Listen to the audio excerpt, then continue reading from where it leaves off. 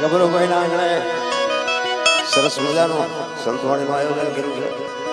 વાસ્તુ પૂજન મકાનને ધન્યવાદ. પણ અમુક વસ્તુ છે ને, ધર્મના કાર્ય કરે છે બધા, ખોટા કરે છે એવી કોઈ વાત નથી. પણ આનો હેતુ શું એ આપણે થોડુંક સમજવું જોઈએ. વાપર્યા છે કે ખોટા વાપર્યા છે એવી વાત નથી, પણ આપણને એનો હેતુ સમજાય નહીં તો કોઈ અર્થ નથી. સદગુરુ મહારાજને એક આમંત્રિત કરવા રામદેવજી બાપાનો પાઠ, વાસ્તુ પૂજન અને આટલો જમણવાર, હગાવાલા બહેનો દીકરીઓ બધાને આમંત્રિત કરી અને આવું ભગીરથ કાર્ય કર્યું છે. ખરેખર ધન્યવાદ છે. વાસ્તુ છે ને, વાસ્તુ પૂજન શું છે? આ બધું આ વાસ્તુ બધા કે મકાન બનાવ્યું વાસ્તુ લેવી છે, મકાન બનાવ્યું વાસ્તુ લેવી છે. વાસ્તુનો મતલબ શું છે? આની સમજણ ન હોય તો પછી ઓલા કર્યું તો આપણે કર્યું, ઓલા કર્યું તો આપણે કરીએ, એવું નકરું નથી. આ મહાપુરુષો એટલા માટે કહે છે વાસ્તુ એટલે મકાન બનાવ્યું ને એમાં તું વસ, એમાં હવે તું વસ, એમાં તારે વસવાનું છે, એનું નામ વાસ્તુ છે. આ તો નામ સુધારીને વાસ્તુ કર્યું, નકર વસવાની વાત છે. બીજી વાત એ છે કે મકાનમાં તમે ફળિયામાં અંદર આવો ને, પેલા પગથિયા હોય. એ પગથિયા નામ શું કામ પડ્યું? એક આપણા ઘરમાં દીકરી હોય કે દીકરાની વહુ હોય, એના આપણા ઘરમાં પગ થયા. એક આપણો પવિત્ર શબ્દ છે. લક્ષ્મીના આપણા ઘરે પગ થયા એટલે પહેલા છે ને એનું નામ પગથિયા નામ આપ્યું છે. પછી પગથિયા ચડે ને એટલે ઓસરીમાં જાય ને, અહીંયા થાંભલી હોય, થાંભલી. અત્યારે તો પછી પિલોર કર્યા, બીમ કર્યા, નોખા નોખા નામ આપ્યા, પણ નગર ખરેખર અહીંયા થાંભલી હોય. આ થાંભલી છે ને એના જેવી. એટલે દીકરી, એક પત્ની, આજ ઘરની એક વહુ, એક લક્ષ્મી આવે, પગથિયા ચડે ને પછી થાંભલી આવે. એ થાંભલી એટલે એ દીકરીને એક ભલામણ કરી છે કે બાપના ઘરે ત્યાં ગમે એ કર્યું હોય, ગમે જે ત્યાં તોફાન કર્યા હોય, આ કર્યું હોય, તે કર્યું હોય, પણ હવે આ ઘર છે ને તારું મર્યાદિત ઘર છે.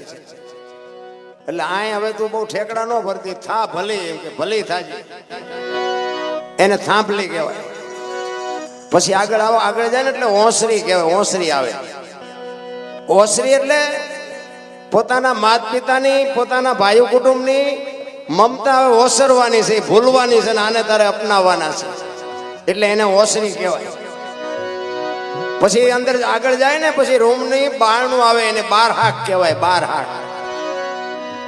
એ બાર હાક છે ને બાપુ, દીકરીને ભણા, આ બેનો બેઠા છે ને, દીકરી એટલા માટે ખાસ કહું છું.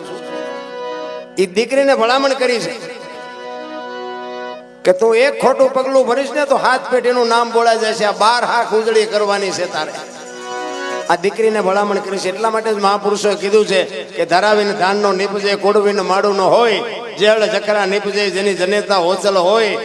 સંતોએ એટલા માટે કીધું કે જનુની જણ તો ભગત જણજે, કાં દાતા કાં સુરવીર, નહીં તો રેજે વાંજળી. આવા દીકરા જો ન જન્મે, એક તો કે દુનિયામાં તું એમ નામ જીવી ને એમ નામ મરી જાય, ભલે દુનિયા તારું નામ નો લે, તારું મોટું ન જોવે. બાપુ દીકરી માટે બહુ અંકુશ રાખ્યો છે મહાપુરુષોએ. અને ધર્મ ધ્રુજ્યો અને પુરુષ નથી પૂગી ગયો, દેશની આબરૂ દીકરીઓ રાખી છે. તમે કહો તો હવારુથી દાખલા આપો. દીકરીની વાત છે ને જબરજસ્ત છે, પણ હવે ફેશનમાં દીકરીઓ દી ઉઠાડ્યો, તમારે શું વાત કરવી? ભલે ખાઓ પીવો, વાપરો, મોજ કરો, બાપના રૂપિયા હોય, ધણીના રૂપિયા હોય, વાપરો, એની અમે વાંધો નથી, પણ દેહના પ્રદર્શન નો કરવાના હોય.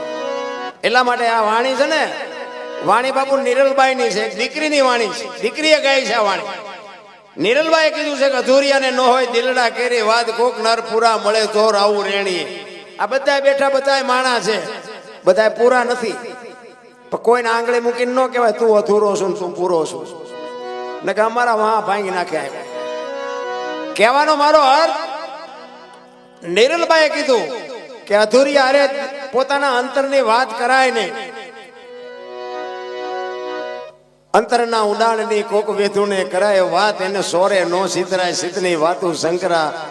જેના ઉજળા તન હોય, ઉજળા મન હોય, એને વાલી દવલી વાત કરાય. આપણો માણા હોય, આપણને એમ થાય કે આપણો અંગત માણસ છે, એની પાસે વાત કરાય, બધાની પાસે વાત ન કરી શકાય. એટલે નિરલબાઈએ કીધું, આ વાણી બની ને નિરલબાઈ ના લગ્ન થયા ને ત્યારે નિરલભાઈને વળાવવાનો સમય થયો. દીકરીનો પ્રસંગ વહમો છે ભાઈ. દીકરી વિદાય થાય ને એટલે હારા હારા બાપુ રોઈ જાય. નિરલભાઈ વળાવવાનો સમય થયો, એમના બાપુ પાસે મળવા માટે આવે છે. એમના બાપુ રડે છે કે બેટા મેં તને કાંઈ આપ્યું નથી, પણ કદાચ તારા સાસરિયામાં જાણ તને કોઈ બે વેણ કડવા કે ને તો બાપની આબરૂ જાળવવા માટે ઘરના 4 દિવાલ વચ્ચે 2 આહુડા પાડજે, પણ કોઈ ખોટું પગલું ન ભરતી. આ કરિયાવર આ કરવાની જરૂર છે. એ કે મેં બેટા કાંઈ આપ્યું નથી, પણ મારી આબરૂ તારા હાથમાં છે. દીકરીને એનો બાપ ભલામણ કરે છે. પછી એના બાપુ કહે છે નિરલભાઈને, બેટા કંઈક તમે મારી પાસે માગો. કે પણ બાપુ ખટારા ભરાય એટલું આપ્યું છે, મારે શું આમાં માગવું? કે પણ બેટા કંઈક માગો તો મને એમ થાય કે મારી દીકરીએ મારી પાસે કંઈક માગ્યું. ત્યારે નિરલભાઈ કહે છે કે બાપુ એક ગુરુ મહારાજને બોલાવી દો, મારે ગુરુ મહારાજના દર્શન કરવા છે. ગુરુ ઉગમસિંહ દાદાને બોલાવ્યા છે. ગુરુ મહારાજ પાસે આવી અને નિરલભાઈ વંદન કરીને કહે છે કે બાપુ કોઈની દીકરી ઘરે રહીને મારે રહેવું એવો કોઈ દાવો નથી, પણ હું મારા સાસરિયામાં જાઉં, ત્યાં જો ભજન કરવા દે તો વાંધો નહીં, ભજન નહીં કરવા દે તો હું જીવી નહીં શકું. એના માટે મારે શું કરવું? ભજન મારો જીવ છે, ભજન મારો ખોરાક છે, ભજન મારો પ્રાણ છે. ભજન વગર હું જીવી નહીં શકું. એટલે ગુરુ મહારાજ એક શાલિગ્રામ ભગવાનની મૂર્તિ આપી કે બેટા લઈ જા, તારા રૂમમાં રાખજે, દીવા અગરબત્તી કરજે, અને તને ભજનની મોજ કરતી હોય એવું તને લાગશે. નિરલભાઈ ગયા સાસરે. કુંભારાણા કઈ હારા નહોતા. કુંભારાણાની હારે લગ્ન થયા ને, એ કુંભા એવા જ હતા. બધા કુંભો ને માલો ને જેસલ ને સતીર ના એક હામાં મળ્યા હારા નહીં, પણ આ દીકરીઓ સુધાર્યા છે. આ બધાને જો દુનિયામાં પૂજાતા હોય ને તો પ્રતાપ દીકરીઓનો છે. એ કુંભારાણાને ભજનના માર્ગે ચડાવી અને 2 જણા ભજન કરે છે, 2 ભક્તિ કરે છે. એક દિવસનો સમય છે, કુંભારાણા બહારગામ જાય છે. એમના ભાઈ નાના બાલસિંહ કે છે તમે રાજનું ધ્યાન રાખજો, હું 2 દિવસ પછી બહારગામથી આવીશ. હવે એને ભજન હારે કઈ લેવા દેવા હતું. હાજ પડી નિરલભાઈના ઓરડે ભજન માંડ્યા સાંભળાવા. બાલસિંહ કે કોઈને કીધું નથી ના ભજન શું દેખાડો શું રાજમાં? એટલે અહીંયા જ જાય ને નિરલભાઈના ઓરડે જાય તો ભજન બંધ થઈ જાય, ત્યાંથી આગો જાય તો ભજન ચાલુ થઈ જાય. 2-3 આટા માર્યા એટલે નિરલભાઈ બહાર નીકળ્યા કે બાલસિંહ શું આટા મારો છો? એ કે મને હમણાં ભજન જેવું કઈક સંભળાતું. એ કે ભજન તો આ ઓરડામાં ચાલુ છે.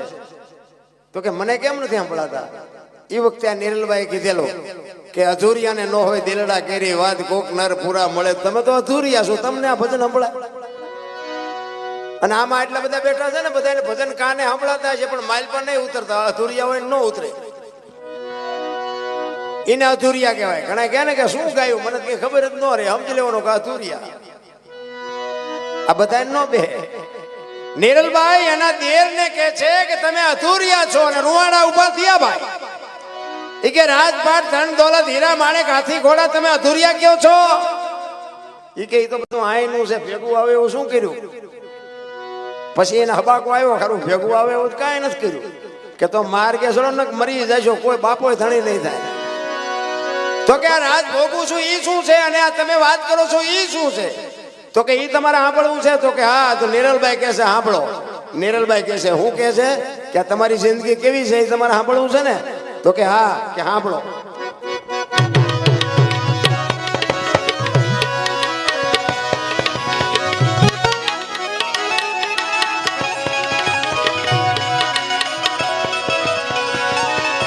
આવી ખાડા રે એક બોતિયાની તમે છો, એ દેડકી રે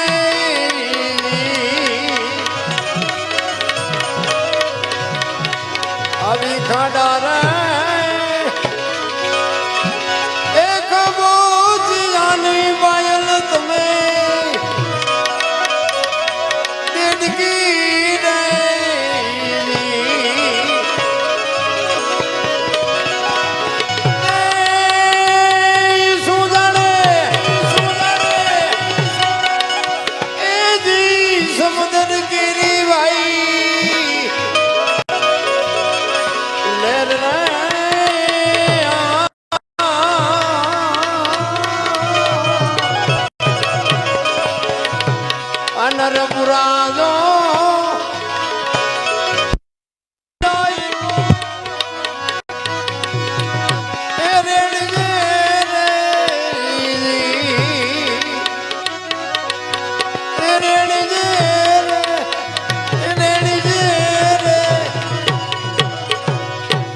તમારી જિંદગી તો ખાડા ખાબોચીમાં ડેટકાન માછલા તરફડે એવી છે. માણા થઈ જાવ નકર ખોવાઈ જાઓ.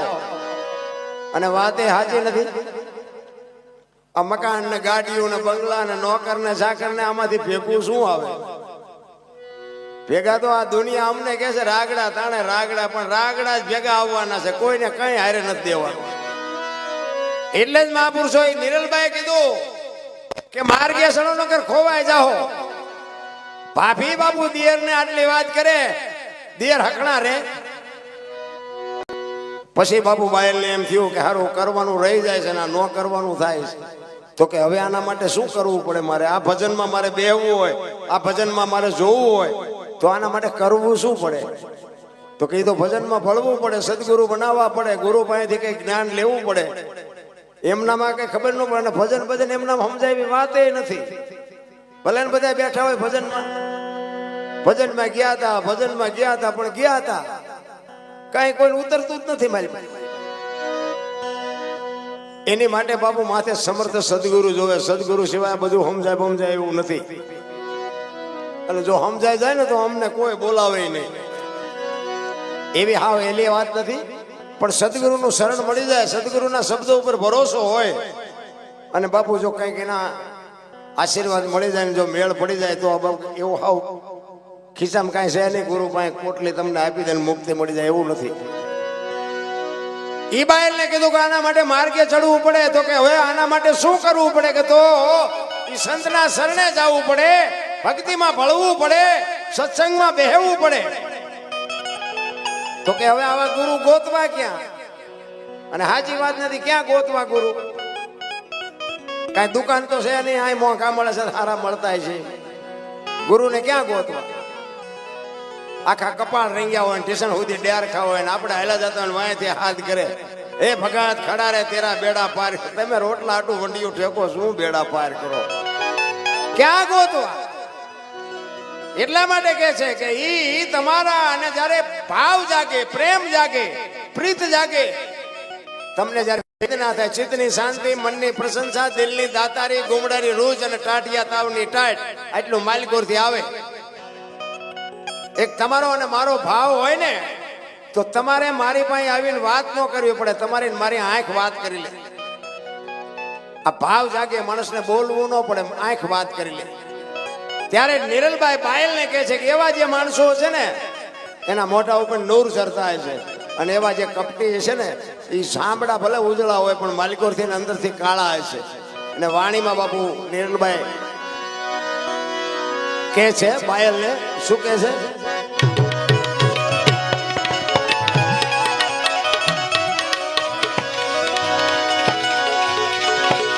આવા દુર્જન ને એ મોઢે ને કાળી ભાઈ ને સઢળે ને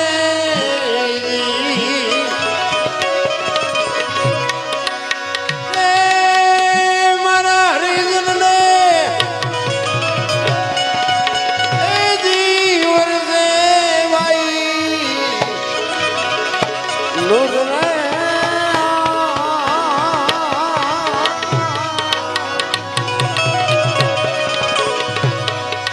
પુરાજો એ મળી જાય તો રાવું એ રેડીએ રે.